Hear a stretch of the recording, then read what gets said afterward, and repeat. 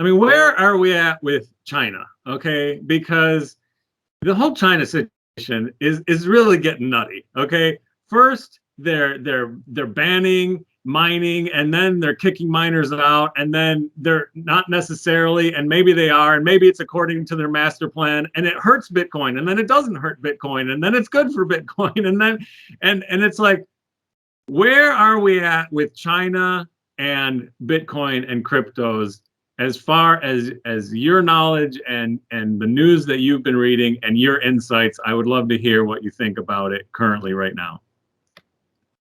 It's a great topic, and I first of all, I just want to say that they're giving us a gift.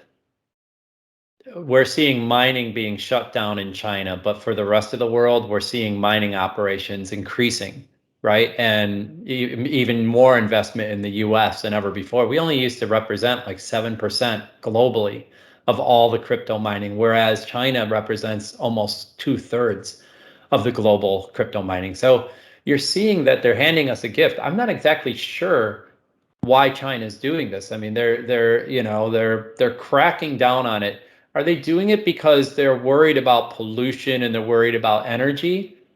I, I have a hard time believing that, because China is the #1 polluter and waster of energy practically in the world when it comes to manufacturing and everything else. So why would they crack down, Dean, on something so Well, see, so incredibly we brought positive for their country?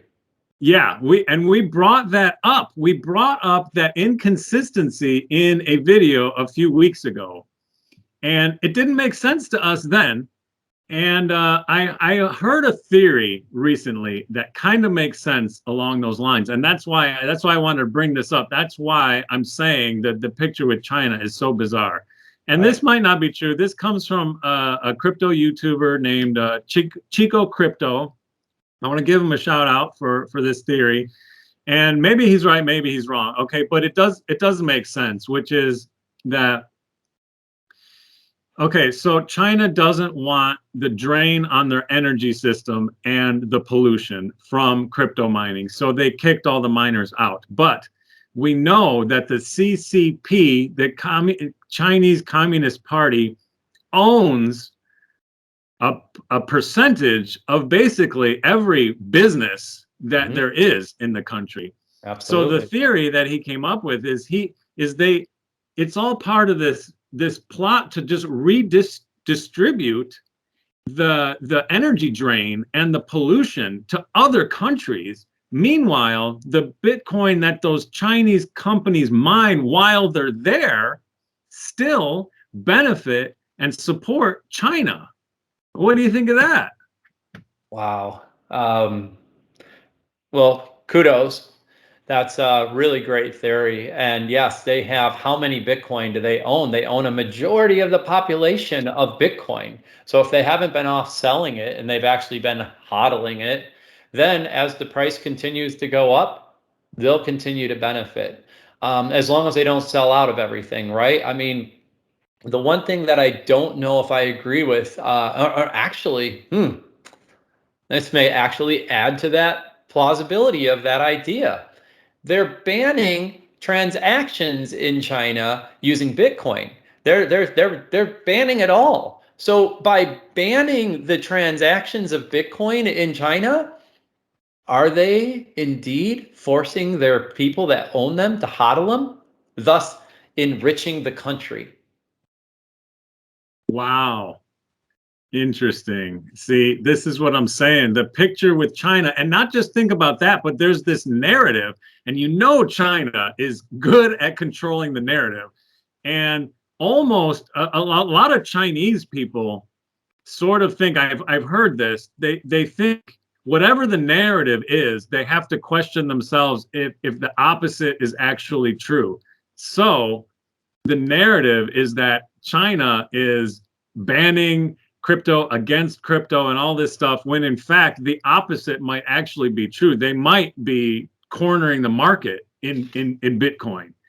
I guess they also have some Ethereum mining going on, or a lot of Ethereum mining. It's not only Bitcoin.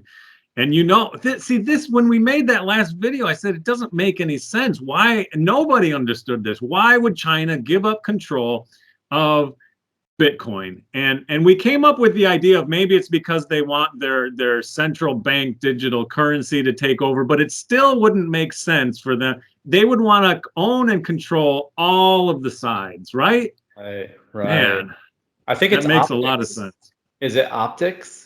Chinese optics? So we're going to make ourselves look good on the world stage.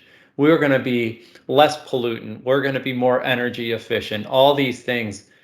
Meanwhile, it's just optics. It's just it's a fugazi, you know. And they're taking the drain on they exported the drain on their own resources, and the rest of the world gobbled it up happily. Right. Like, and you know, it's that thing. I mean, they might even just be going, "Hey, this is another thing for us to hurt America with." Right? We know how devastating it can be to have that type of energy drain. Now, the one thing China is not banking on is how innovative we're going to be when we do it. You know, we have great minds talking about how to create new energy. And we talked about this too.